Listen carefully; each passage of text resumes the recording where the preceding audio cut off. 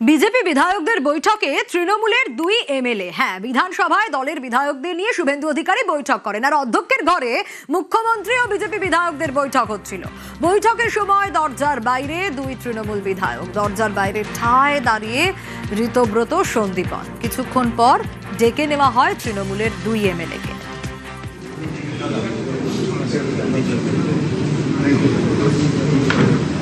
উনি আগেও যে কথা বলেছিলেন আজকেও বললেন যে প্রশাসনিক মিটিংগুলোতে বিরোধীরা থাকলে তাহলে সবাই মিলে রাজ্য এগিয়ে যেতে পারে। তো বাংলার সরকার মনে করছে যে বিরোধীদের সঙ্গে নিয়ে তারা কাজ করতে চান। তো বিরোধী বিধায়ক হিসেবে এবং আমি সন্দীপন আমাদের বিধানসভার যারা ইলেক্টোরেট তাদের সঙ্গেও কথা বলেছি, তারাও একমত যে প্রশাসনিক মিটিংয়ে অবশ্যই যাওয়া উচিত। 15 বছরে হয়নি বলেই সেই ভুলটা সংশোধন করতে সমস্যা কোথায়?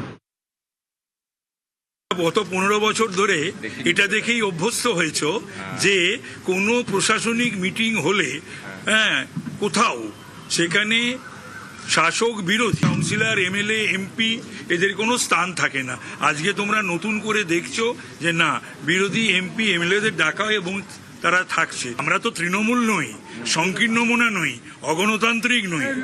ব্যাপারটা স্পিকারের ঘরে তো এমএলএরাই যাবে।